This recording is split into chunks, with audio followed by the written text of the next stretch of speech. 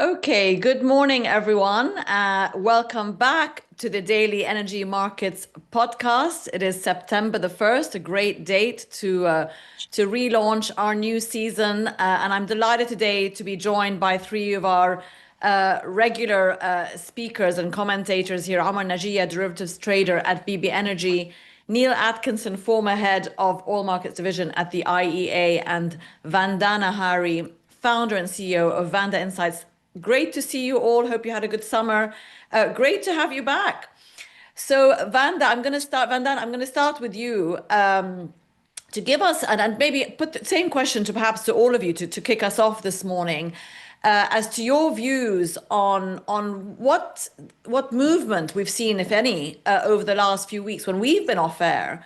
I certainly haven't noticed any major movements in the oil price necessarily. Okay, it's summer, that's usually a quiet period, but given all the uncertainties that we still are living with, macro, geopolitical, Vandana, what's your impression of what we've seen in the last 2 months, and what does the fourth quarter look like going forward for you? Thank you. Thank you. Hello, everyone, and great to be back on the show. Great to see the show back on the road.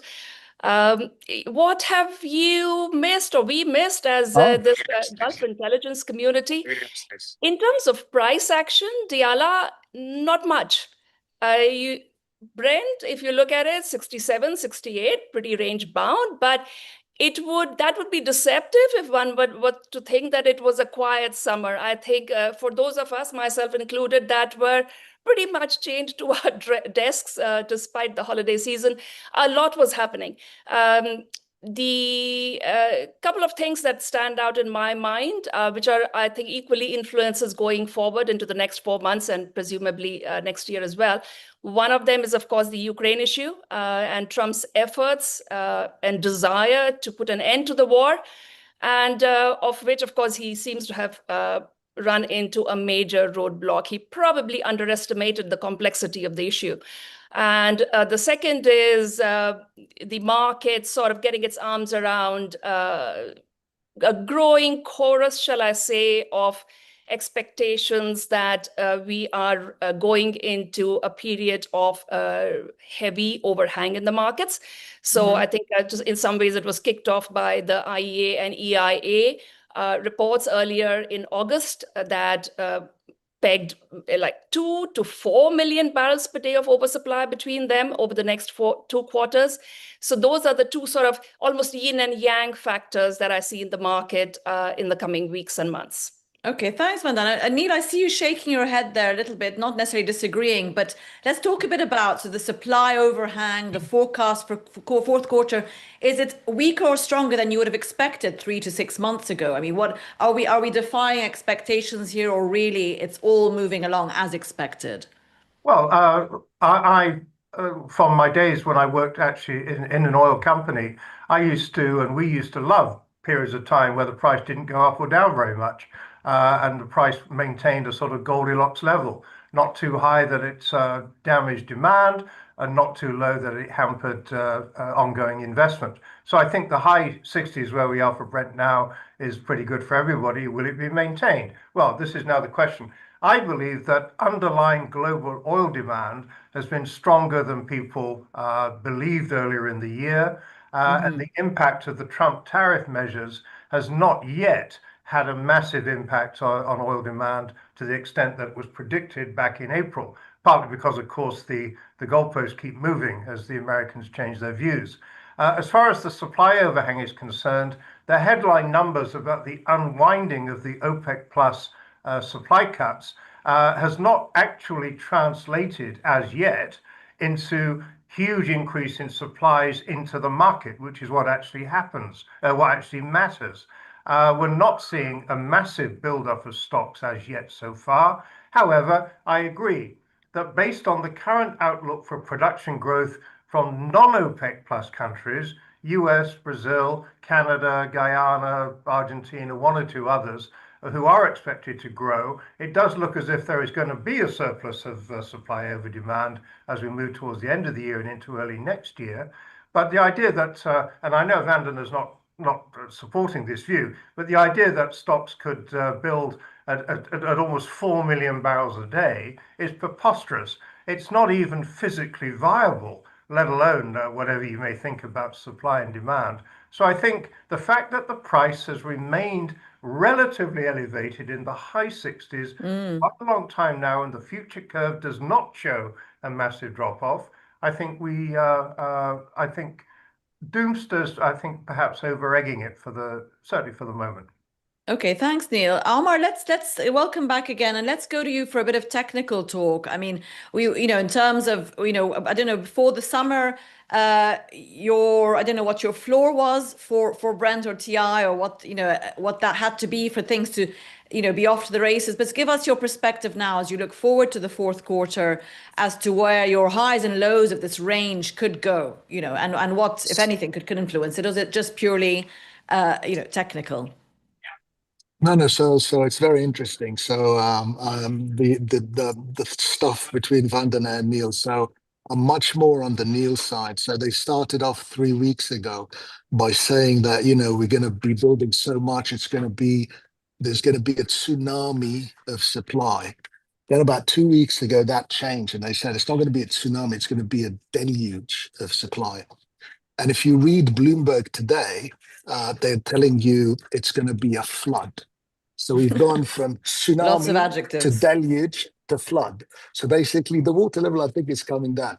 But what's funny is that the kind of thinking that says that you can measure what supply is and what demand is, and you can project it into the future. And I mean, these numbers are so opaque as to be, you can't really count on them for very much at all. The other thing, OPEC Plus is going to add 500 million, 2,000 trillion. We're going to do more and all this kind of. What did the price do? Nothing. Not a lot. Yeah. Not So a where lot. are we now? So, We're at 68. What will take? So where, I think, where will it take us? How can we move so I from think that? basically we're moving considerably higher. I think basically oil moves with the rest of markets. I don't think oil is special, and looks at something called supply and demand, which was something that they measured in the 1800s and the days of the Industrial Revolution. So there's something called macro these days. So oil is going to move with the macro markets. What I think is going to happen is that oil is going to move and is waiting, like every single other market, for what's going to happen in September when the Fed cuts.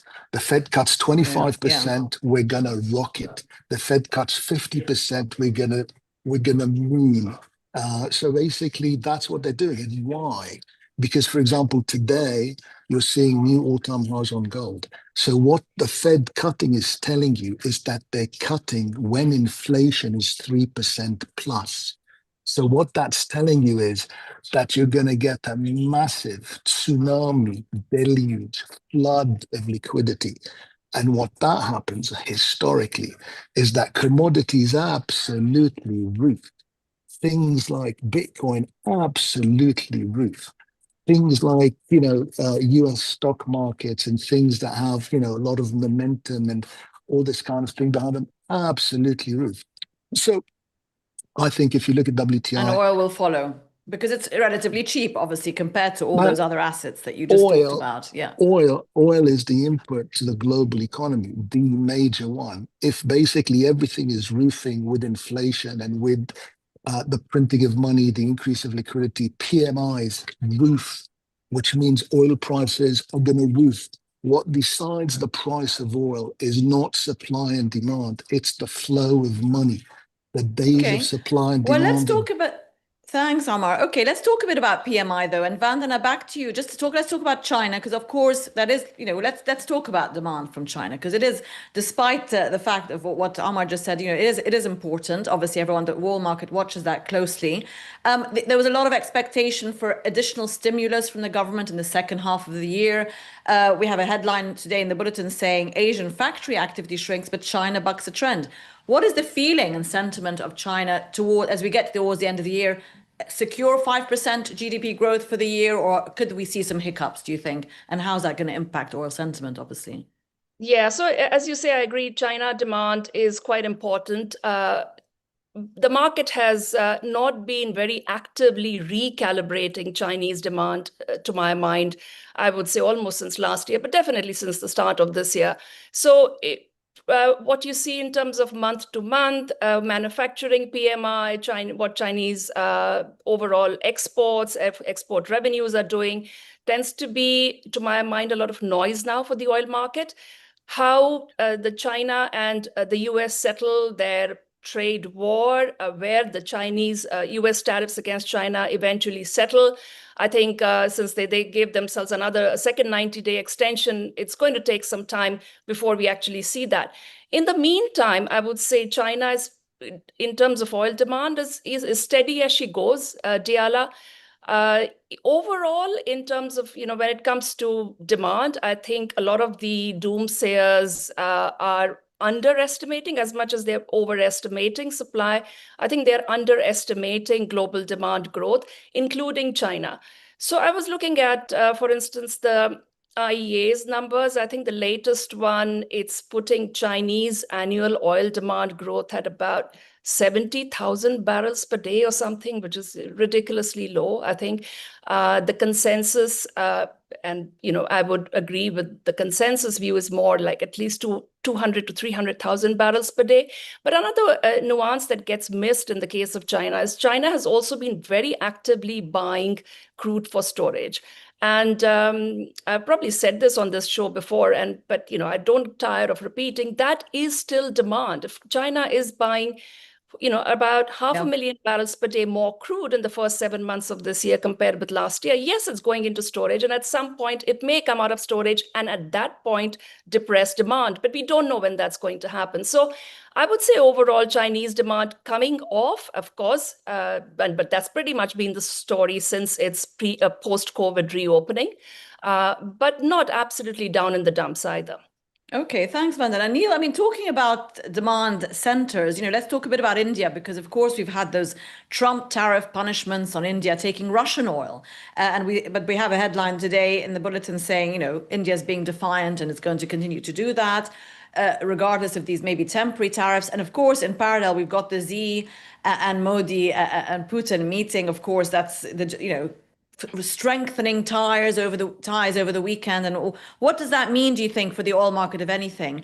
And what's the outlook? Not that India is your specialty, but again, can Indian demand sort of make up for any shortfall perhaps from China in terms of new demand coming in for filling the coffers?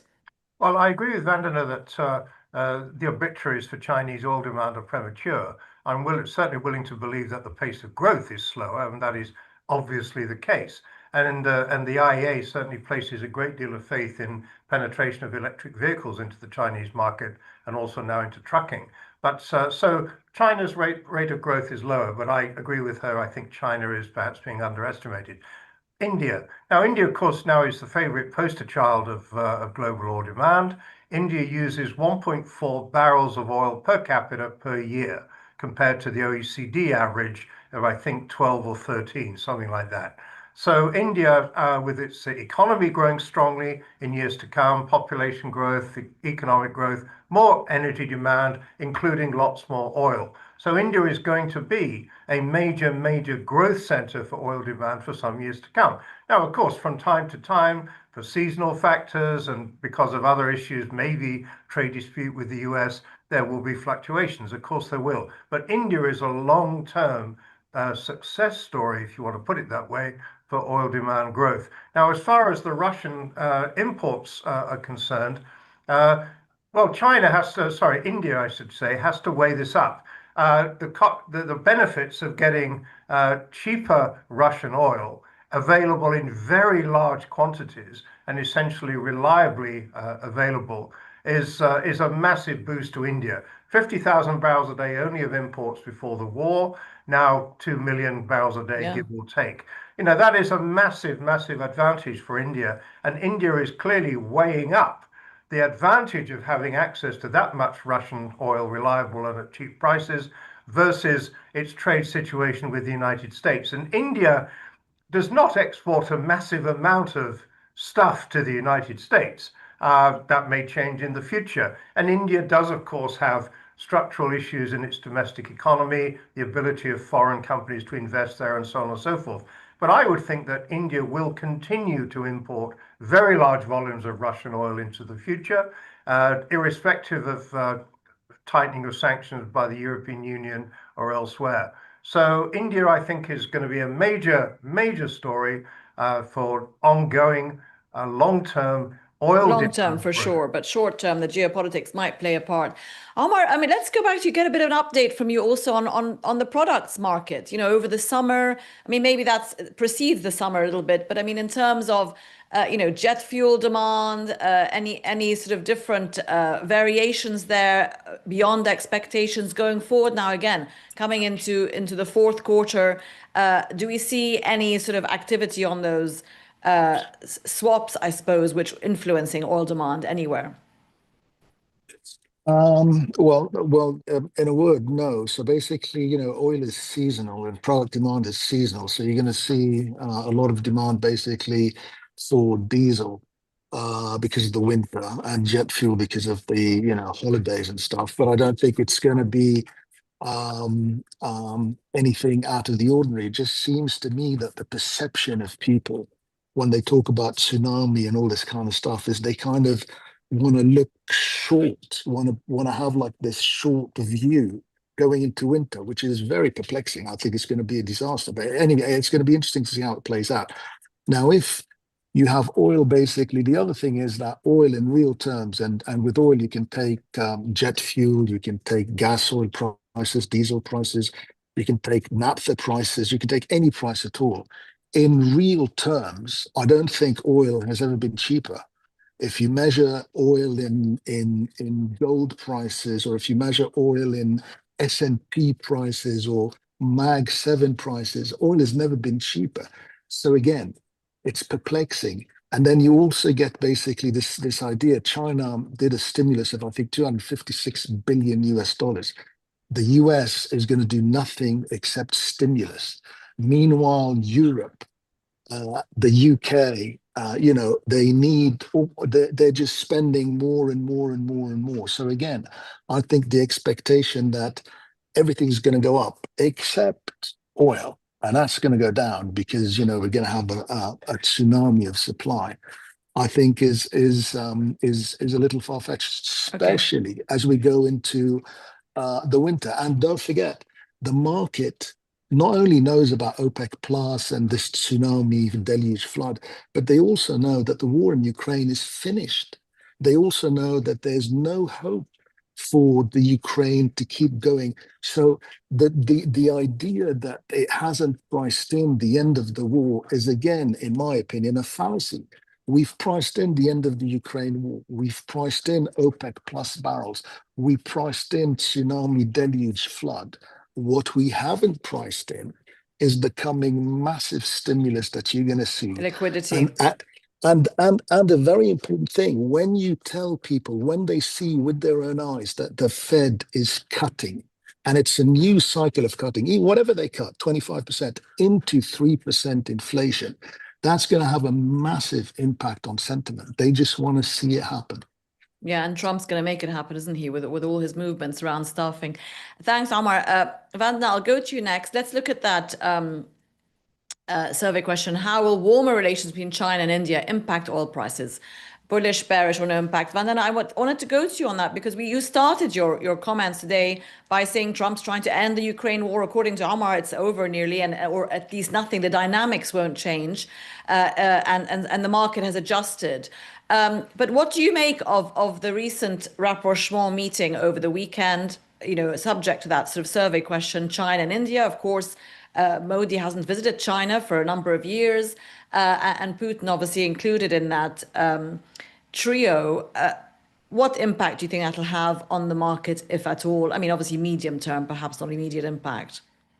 Yeah, the meetings between Putin and Xi and Modi have a lot of geopolitical significance. I would say a lot of pragmatism, a lot of let's unite against a common adversary. I think that's probably what is the subtext of what's happening now.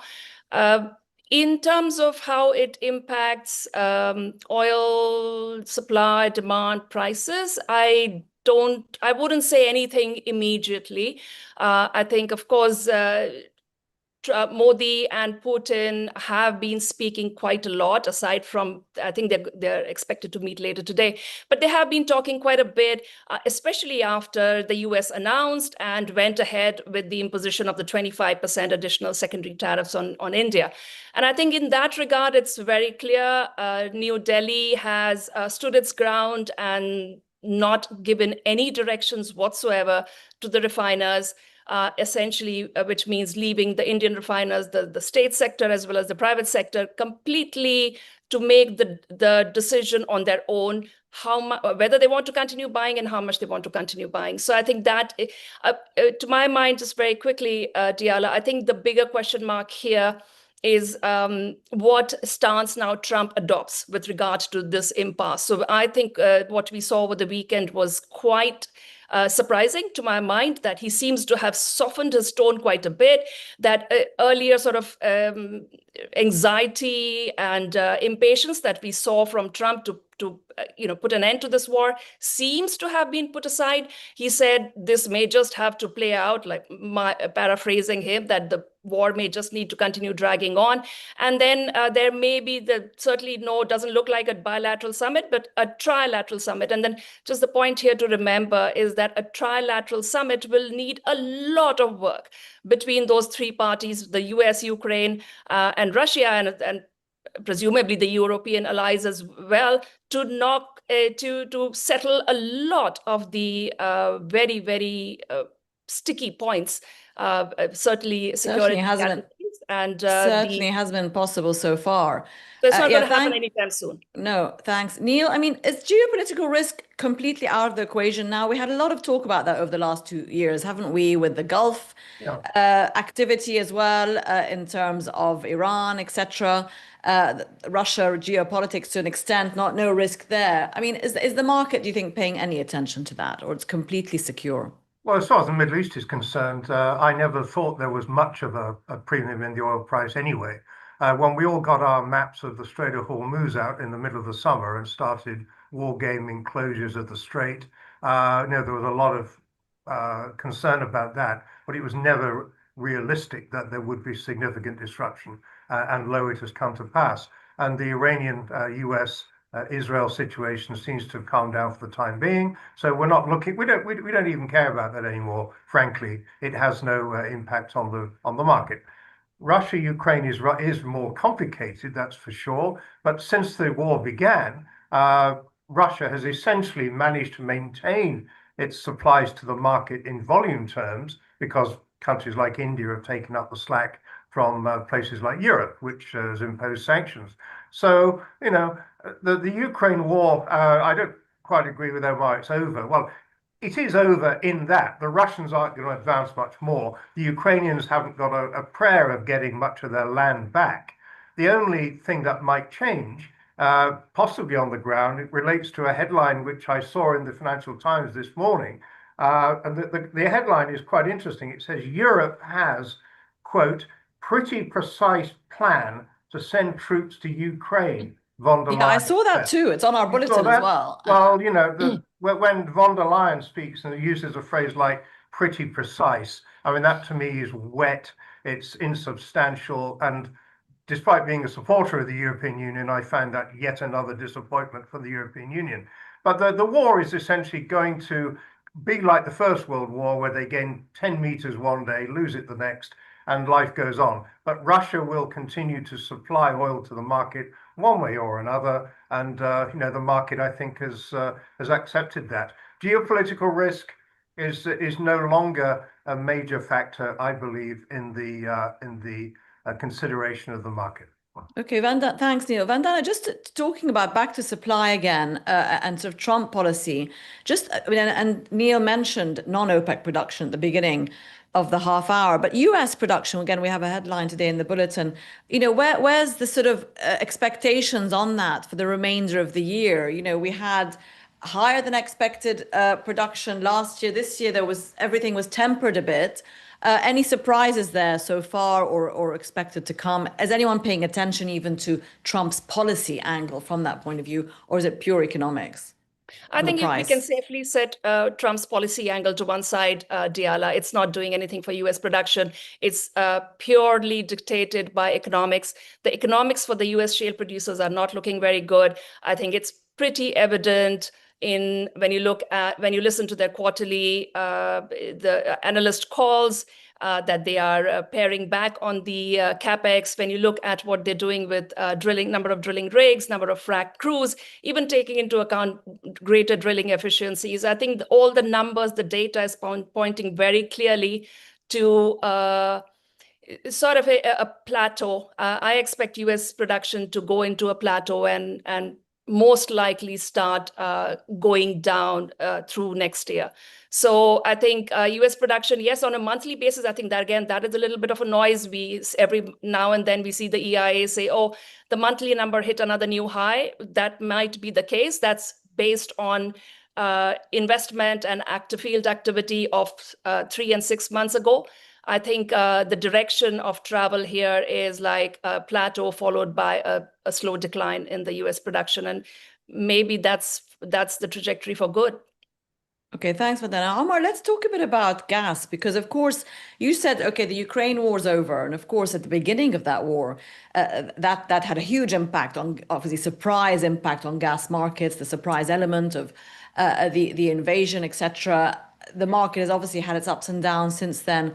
Again, looking forward through to the end of the year, where are your expectations for that? Can the market rely on stability in gas prices, or could something trip that up?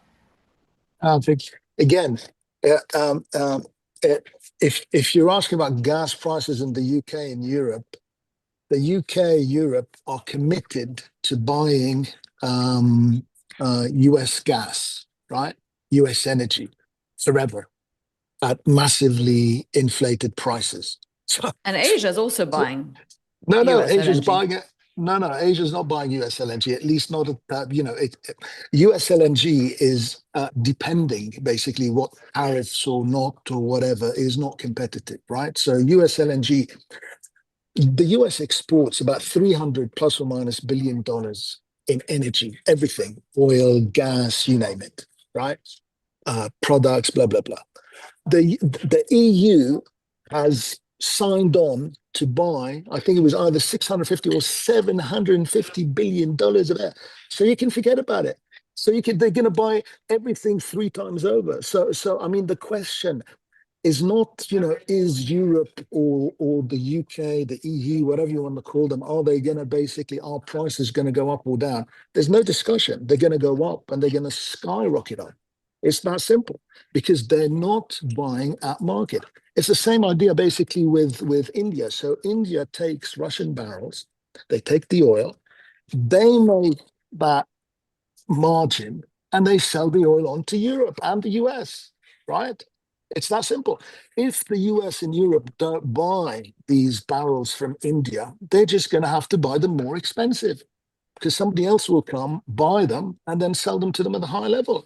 So it's totally ludicrous, this idea basically that they're going to do anything in terms of Europe in terms of energy is, that's why you have the problems you have in Germany. That's why you have the problems you have in the UK. That's why you have the problems you have in France.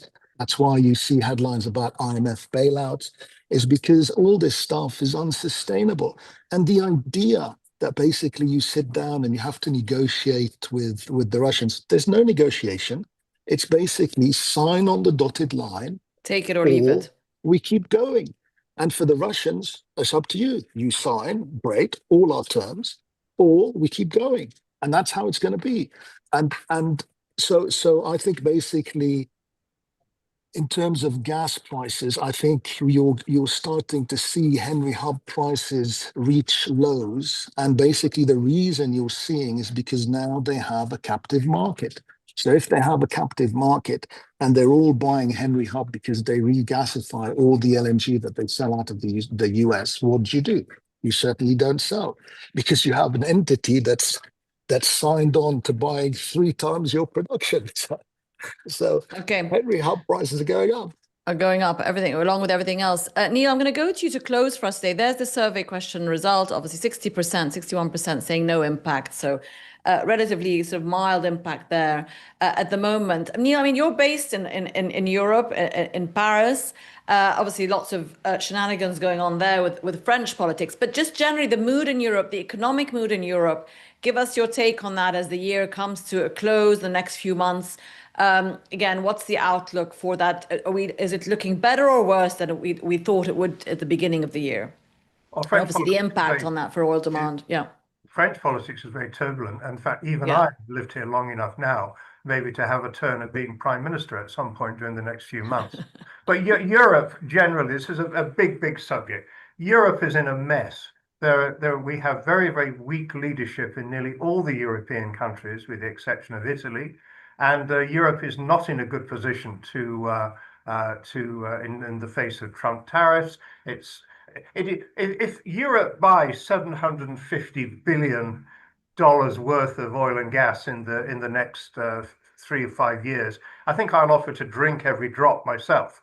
I mean, they cannot actually use all that amount of resource, even if they were actually to buy it. It's way beyond what the likely demand is going to be. So there's a major stress there in terms of ongoing relations with Trump. As far as the Ukraine war is concerned, yes, it's a mess, but Europe looks as if, based on what we've read over the weekend, Europe looks as if it's stepping up its efforts to support Ukraine, which I believe is a good thing. So, we'll have to wait and see how that plays out. Practically speaking, it's not going to impact much in the short and medium term, I believe, on oil demand and the wider oil market. The parameters for supply and demand are fairly well set. Thanks so much to Neil and Vanden and Omar this morning for joining us on our first podcast of the new season. So look forward to you all tuning in for the remainder of the week. Great to have you all. Thanks, everyone. Thank you. Sorry Thank for you. not Bye. closing my shutters. Thank you. Sun came up. No.